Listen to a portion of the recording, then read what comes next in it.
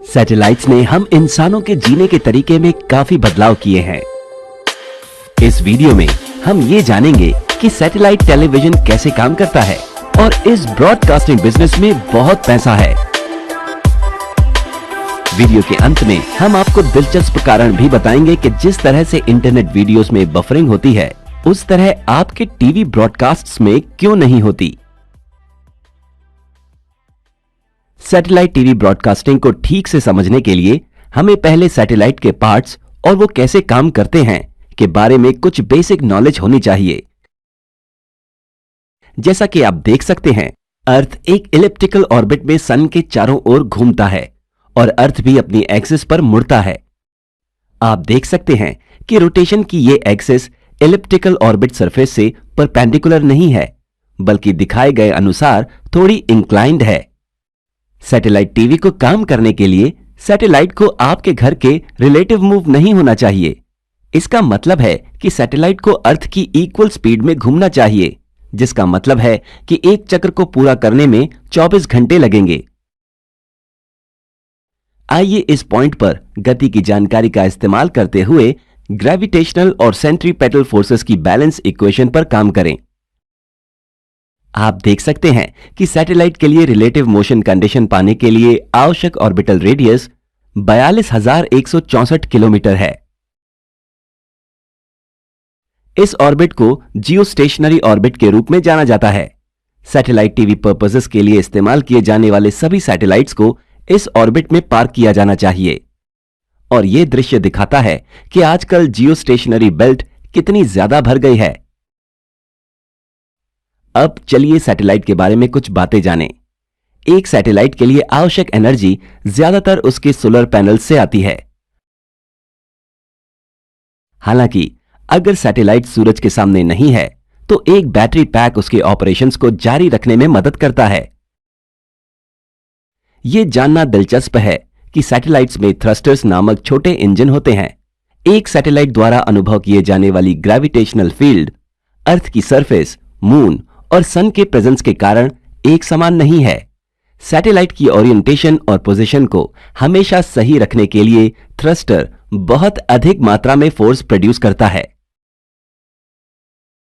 Communication purposes के लिए satellite का सबसे इंपॉर्टेंट पार्ट ट्रांसपॉन्डर होता है।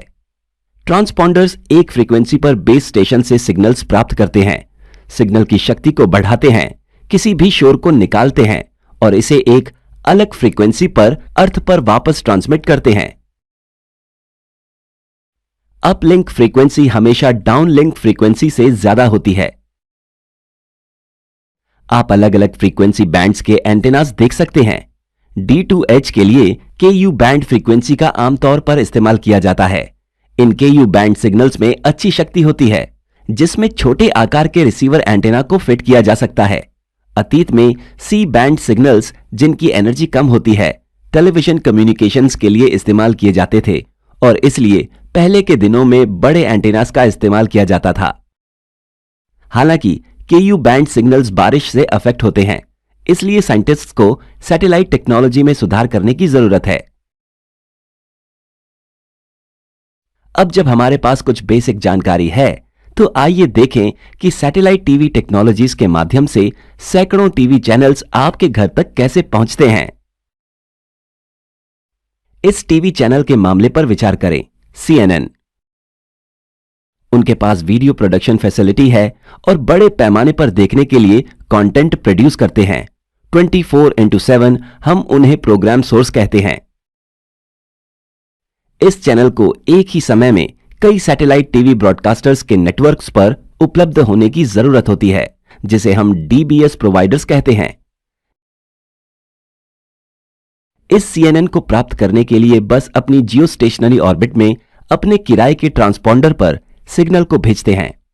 यह ध्यान दिया जाना चाहिए कि वीडियो सिग्नल्स भेजने से पहले प्रोग्राम सोर्स सूटेबल पॉइंट्स पर एडवर्टाइजमेंट्स इंसर्ट करता है और यह चैनल्स के लिए इनकम का पहला सोर्स है। अब CNN सिग्नल आमतौर पर एक पॉइंट पर उपलब्ध होता है और कोई भी DBS प्रोवाइडर प्रोग्राम सोर्स के साथ बिजनेस एग्रीमेंट करने के बाद सिग्नल तक पहुंच सकता है। इसी तरह DBS प्रोवाइडर ऐसे कई चैनल्स या प्रोग्राम सोर्सेज से सिग्नल्स कलेक्ट करता है।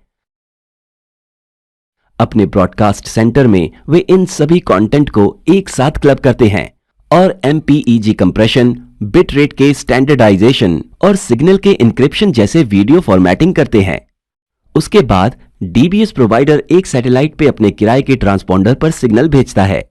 एक DBS प्रोवाइडर ट्रांसमिट होने वाली बड़ी मात्रा में डेटा को संभालने के लिए कई ट्रांसपॉन्डर्स को किराए पर लेता है। इस तरह से लगभग 300 से 400 चैनल्स सिंगल DBS प्रोवाइडर्स के सैटेलाइट पर उपलब्ध होंगे। अब सिग्नल ट्रांसमिशन में अंतिम चरण एंड यूजर को सिग्नल्स का ट्रांसमिशन। यहां एंड यूजर को अपने डिश एंटीना को DBS प्रोवाइडर के सैटेलाइट की ओर रखना होगा। आपने देखा होगा कि अलग अलग DBS प्रोवाइडर्स के लिए डिशेस के अलग अलग एंगल्स होते हैं, भले ही सभी डिशेस एक ही लोकेशन पर हों। ऐसा इसलिए है क्योंकि अलग अलग प्रोवाइडर्स अपने सिग्नल्स को ट्रांसमिट करने के लिए अलग अलग सैटेलाइट्स का इस्तेमाल कर सकते हैं। आपके डिश द्वारा प्राप्त सिग्नल्स की चोरी को रोकने के लिए इसे इनक्रिप्ट किया जाता है और सिर्फ सेटअप बॉक्स के एक डेडिकेटेड कार्ड से इसे वापस डिक्रिप्ट किया जा सकता है। क्या आप जानते हैं कि आप सैटेलाइट टीवी टेलीविजन पर जो लाइव इवेंट्स देख रहे हैं वो वास्तव में कुछ सेकंड्स की देरी से हो रहे हैं। ब्रॉडकास्टिंग सेंटर छोड़ने वाले सिग्नल को आप तक पहुंचने से पहले 2 सैटेलाइट्स के माध्यम से एक बड़ी दूरी तय करनी होती है। भले ही सिग्नल लाइट की स्पीड से ट्रेवल करता है, लेकिन इतनी बड़ी दूरी लगभग 0.5 सेकंड्स की देरी का कारण होगी। एक लाइव ब्रॉडकास्टर सामान्य देरी के अलावा एक प्रोफेनिटी देरी भी जोड़ सकता है। अब इंटरनेट वीडियोस और सैटेलाइट टीवी के बीच के दिलचस्प कंपैरिजन के लिए टेलीविजन और इंटरनेट टेक्नोलॉजीज दोनों एक डिजिटल फॉर्मेट में जीरोस और वंस के रूप में डेटा ट्रांसमिट करते हैं। जिस तरह से YouTube या Facebook वीडियोस पर बफरिंग होती है, उस तरह आपके टीवी पर क्यों नहीं होती।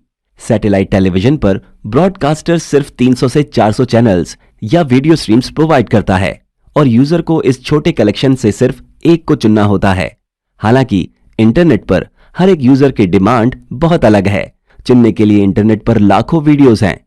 इसका मतलब यह है कि टीवी ब्रॉडकास्टर्स द्वारा संभाली गई ट्रैफिक की मात्रा इंटरनेट ट्रैफिक के लेवल के करीब नहीं है और ये इंटरनेट पर ट्रैफिक का बहुत बड़ा लेवल है जो कभी-कभी यातायात भीड़ और बफरिंग का कारण बन सकता है। इस वीडियो में बताया गया है कि कैसे सैटेलाइट्स टेलीविजन ब्रॉडकास्टिंग में अपनी भूमिका निभाते हैं। ये समझने के लिए कि सैटेलाइट्स आपके GPS को काम करने में कैसे मदद करते हैं, कृपया इस सीरीज में हमारे अगले वीडियो को देखें। धन्यवाद।